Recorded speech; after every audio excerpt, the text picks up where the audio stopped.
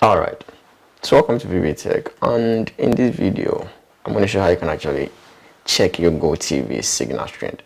So whenever you are having an unstable channel or there is no signal on your decoder, you have to check the signal strength to know where the problem is coming from, whether that particular channel is not getting you enough signal, or maybe the problem is coming from your antenna.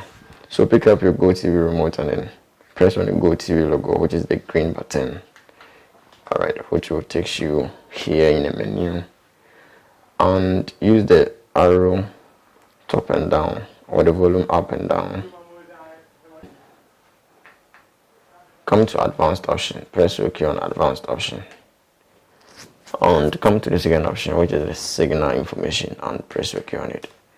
Alright, so here you're gonna find your signal strength and then the signal quality of your antenna. Alright, so in case there's no signal, you have to know that this problem is coming from your antenna. So adjust the antenna to get a stable signal to let the channel start working. So if you find this video friend or new here, all you got to do is subscribe and hit the bell icon. You lose absolutely nothing by subscribing. Thanks for watching.